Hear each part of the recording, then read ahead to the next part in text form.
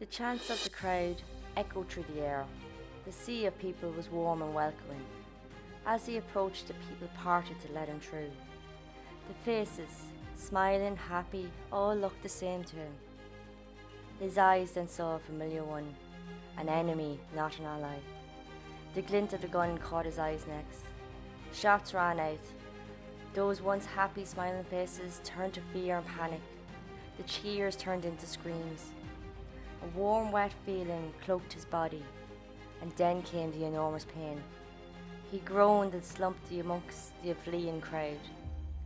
His name was Mahatma Gandhi, and this is the good, the bad, and the pure evil. Mohandas Karamchand Gandhi was an Indian lawyer, anti-colonial nationalist, and political ethicist. He used a non-violent, resistant approach to lead a successful campaign for India's freedom from British rule. He would later use the same approach to inspire movements for civil rights and freedom worldwide. He was honoured with the title Mahatman, which is Sanskrit meaning great soul, in 1914. He would be known worldwide as Mahatma Gandhi. So born October 2nd, 1869, into money. Yes, money. This isn't a rags to riches story, it's quite the opposite. His father was chief minister or Porbandar, and his mother was religious. She would bring Gandhi up infused in the Jain pacifist teachings with a vegetarian diet. Gandhi was his parents' last child. His mother would have him in a dark, windowless ground floor room in their home. As a child, he was said to be restless, constantly playing or exploring, never one to sit still. At age 9, he entered school. As a student, he was okay. He won a few prizes, but was painfully shy and didn't want to join in much. His books and school lessons were all he needed. We hit 1883 and he gets married. You're probably doing the maths right now in your head. Born 1869, married 1883. So yes, he was 13. He married a 14-year-old, Kasturba Makanji Kapadia, or Ba as he nicknamed her. The wedding was arranged, which was normal and tradition at the time. Because of the wedding, Gandhi lost a year of school but made it up by doubling down in his studies. Their wedding wasn't a solo event. His brother and cousin would also marry the exact same day. I giggled at the next part because of the innocence and exactly what a 13-year-old would think. Speaking about the day, Mahatma Gandhi said they knew nothing about marriage. The day to them was meant to be new clothes, sweets, and playing with relatives. Now, being so young, it was tradition for the bride to stay at her parents, away from her husband, until support was established. Gandhi was a teenage boy and had all the normal feelings, but he would later comment feeling bad about lusting over her. In late 1885, his father sadly died. Gandhi was just 16. Soon after, Gandhi would welcome his first child into the world, but sadly this child only lived for a few days. These two deaths caused huge heartbreak for Gandhi. They did go on though to have 4 healthy sons. In November 1887, Gandhi was 18. He graduated high school and enrolled in college in January 1888. The college or the course wasn't for him, so he dropped out and returned to his family. So dropping out didn't look great. He was from a privileged caste, so had certain appearances to keep up. A family friend, Mavji Dev Jofi, who was a Brahmin priest, came knocking at the door and advised Gandhi to consider going to London to study law. In July 1888, he had his first child. Thinking about London, his mother wasn't very happy with the idea and with Gandhi leaving either, especially now that he would be leaving his wife and a newborn behind. His uncle Tulsidas also had concerns and had a few words with him on the matter, suggesting not to go. But Gandhi wanted to go. To reassure his young wife and his mother, he committed to a vow. He would abstain from meat, alcohol, and women. Gandhi's brother, Laxmidas, was also a lawyer, completely supported the idea of Gandhi going to study in London, and even offered money for him to do so. Eventually, his mother would agree and gave her blessing. 18-year-old Gandhi set off on August 10, 1888 for Bombay, which today is Mumbai. He stayed here with the mob Baniya community while he waited to travel to London. The elders of this community weren't happy that Gandhi was leaving, and they warned of English temptations with drink, food and women. Gandhi, he wasn't pushed on their opinions, he was going either way. The elders took it one step further and excommunicated him from the caste. Gandhi, he's a bit of a honey badger, and he wasn't really bothered by this. He set sail for Bombay to London on September 4th. He attended the University College London, or UCL, and studied law. He was still very shy and introverted, so joined the public speaking practice group to improve these issues. Being a lawyer, he needed to speak in public, so he needed to get this sorted. He's very interested in the welfare of London's poor, especially communities in the Docklands. Now in 1889, a trade dispute broke out in London with a dockers' strike. They wanted better pay and better conditions. Seamen, shipbuilders and factory girls also all joined the strike. Ultimately it was successful thanks to the mediation of Cardinal Manning. This help led Gandhi and our Indian friend to make a point to go to Cardinal and thank him in person for his work. So London's lifestyle was indeed tempting, but Gandhi stuck to his vow. It was very tough for a while. The vegetarian food he came across at first was horrible and bland, but he eventually found good vegetarian restaurants. He joined the London Vegetarian Society, or LVS, and was elected to its committee by the president and benefactor Arnold Hills. Some of the LVS members were also part of the Theosophical Society. They were devoted to reading and studying Buddhist and Hindu literature. They invited Gandhi to join them in the readings. Now back at LVS he became buddy-buddy with Top Dog Hills. But they did butt heads when it came to a member, Thomas Allison. This spat is the first known example of Gandhi challenging authority despite his shyness. What the issue was about was Allison was promoting new birth control methods.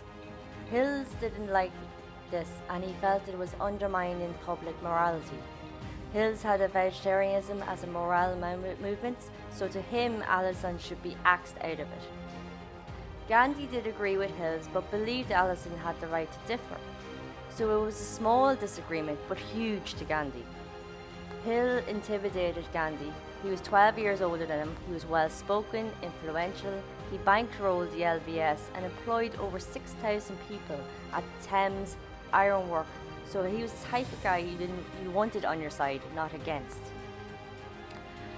Hills was also big into sports and later would found it with the well-known West Ham United. But Gandhi stuck to his opinion. It wasn't fair to have Allison tossed out for not agreeing with Hills. So a motion at the next LVS meeting was called to remove Hills.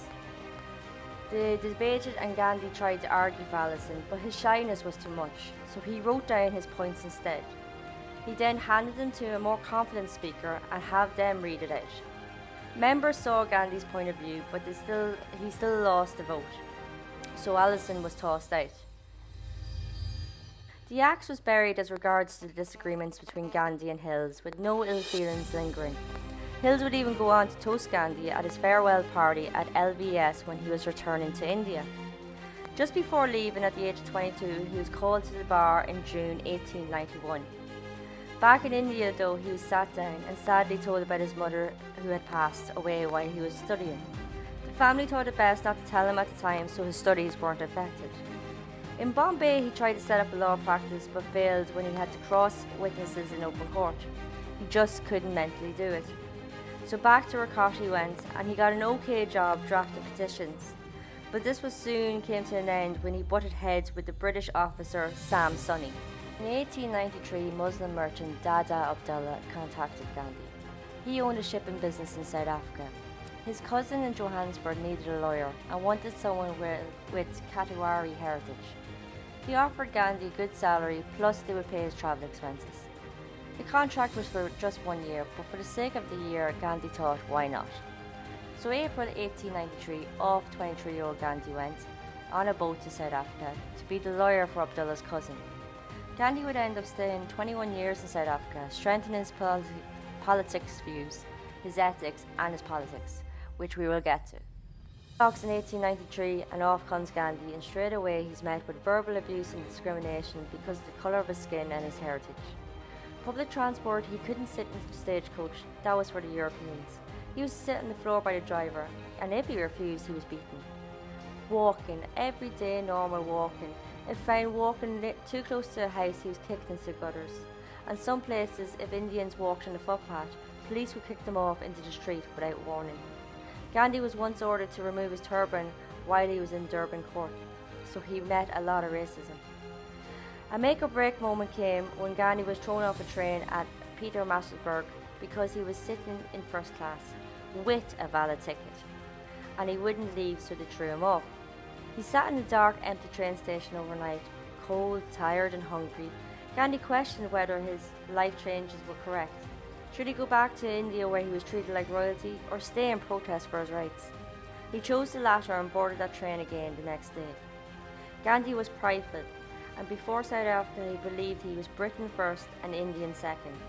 But seeing the attitude and what the British did and thought of the Indians in South Africa really upset him. Gandhi couldn't understand how people could get such joy out of belittling others. This started Gandhi questioning India's place in the British Empire.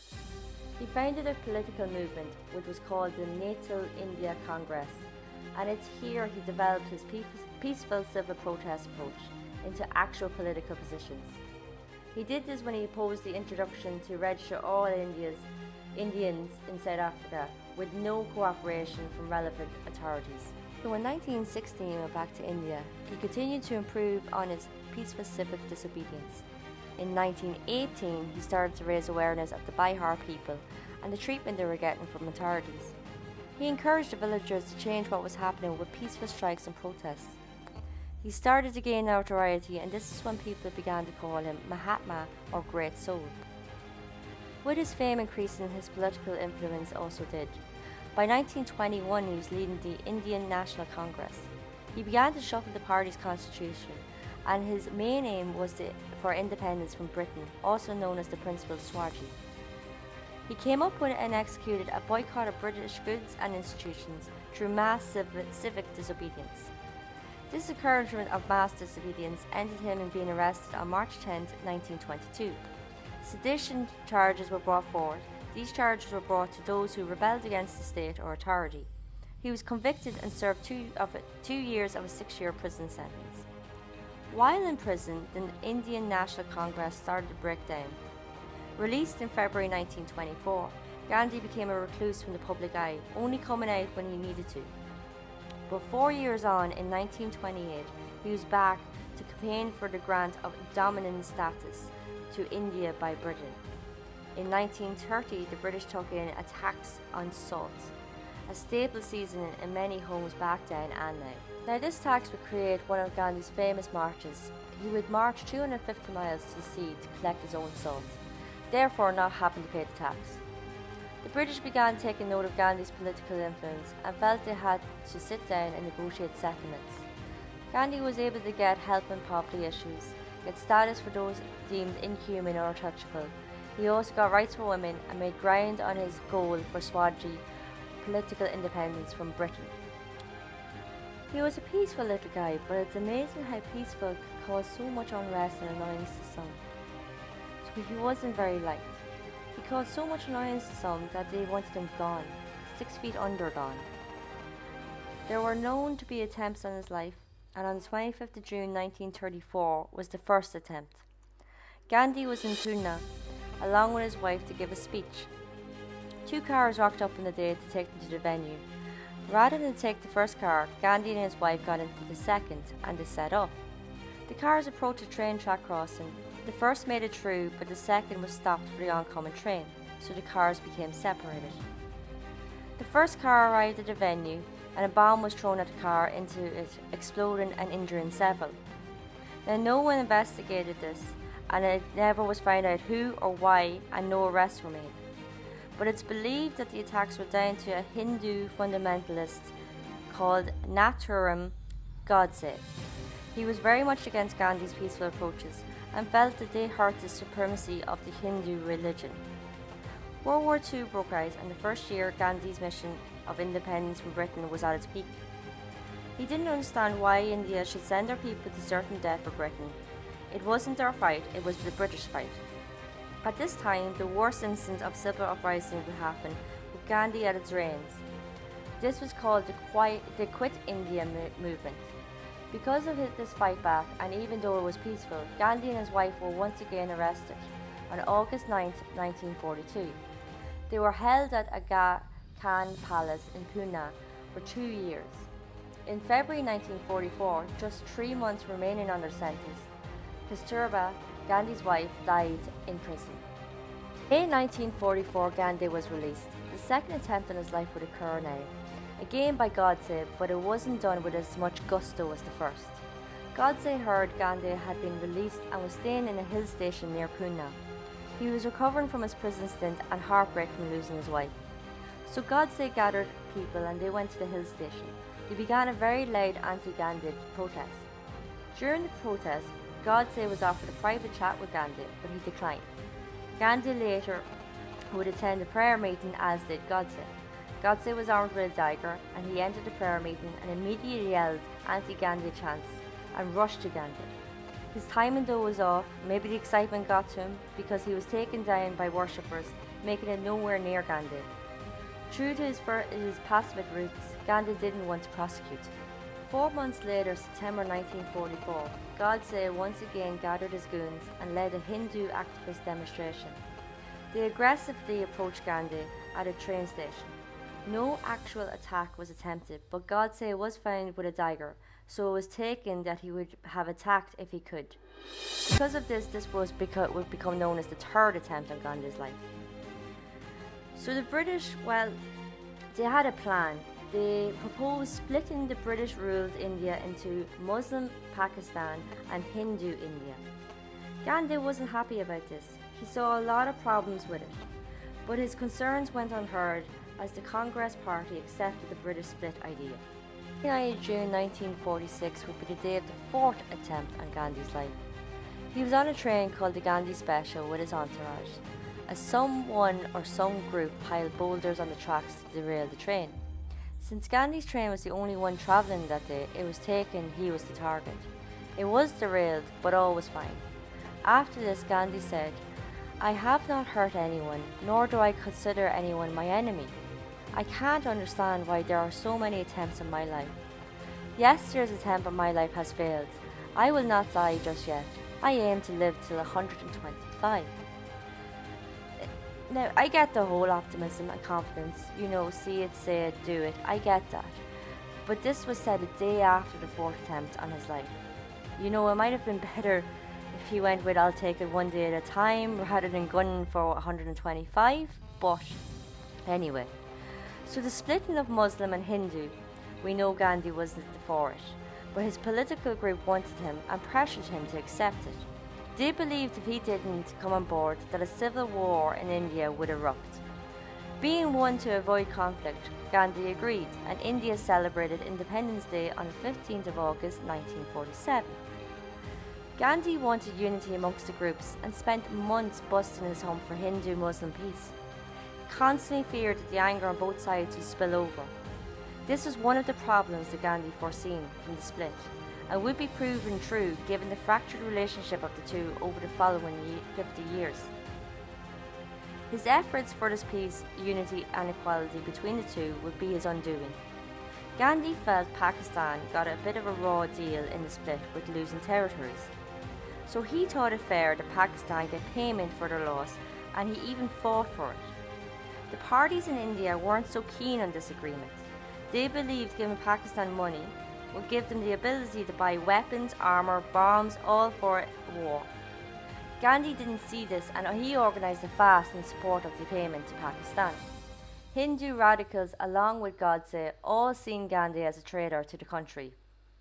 His fast succeeded and payment was secured, but this accomplishment would secure Gandhi his fifth attempt on his life. January 20th, Birla House, Delhi. Gandhi was preparing to give a speech. A gang of Hindu radicals, along with the villain Godse, were able to get into the Birla House. Mandala Pawa was part of this gang, and he separated from them and managed to get to the speaker's podium. He planted a bomb on the wall behind the podium. What they wanted to happen, notice I said wanted, what they wanted to happen was for the bomb to go off during the speech, causing chaos and panic. If Gandhi wasn't dead, or if he was dying, two men would have the opportunity to shoot him dead and leave amongst the fleeing crowd. But the bomb went off before the speech. It even went off before Gandhi got to the podium. Mandela was captured, but the others, including Godse, escaped. Mandela was taken and interrogated, where he admitted to the assassination plot. Delhi police had the suspicion that Godse was involved, but couldn't confirm it or find him. With the failed attempt, Godse went to Pune. He went with another man and got a Beretta automatic pistol. He then returned to Delhi. January 30th, 1948, Gandhi was heading back to Birla House for a prayer meeting. Camouflaged amongst the crowd, Godse made his way through them, getting close enough to aim and fire, shooting Gandhi 3 times in the chest. According to some, Gandhi cried out, "Oh God," but most witnesses claim he never spoke a word. Word of Gandhi's death hit radicals in Pune and throughout India.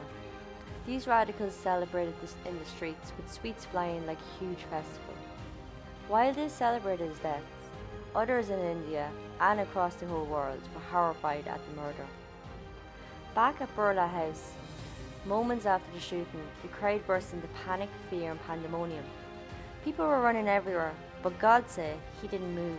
He didn't flee, he was arrested along with the body, and they were imprisoned until their trial, November 8, 1949.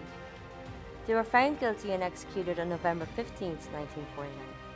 Now it's believed the person behind the plot was not Godse, but a Hindu extremist called Vinaka Damuda Savarkar, but this could never ever be proven. Hindu tradition is cremation, which Gandhi had done. His ashes were placed in 3 locations: Aga Khan's palace, the site of his first arrest and where his wife died. His memorial is inscribed with Hey Ram, which is meaning "Oh God," but again it's never been confirmed that these were his last words. Although nominated 5 times for the Nobel Peace Prize, he never won it while alive. In 1948, the prize wasn't won, stating why: there was no suitable living candidate that year. So you know, hint hint, he would have won that year, or it seemed to indicate.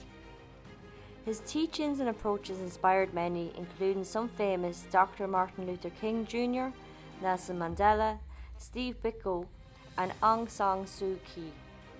He was born the 2nd of October 1869 into a privileged caste, and now on the 2nd of October in India it's a national holiday every year in his honour.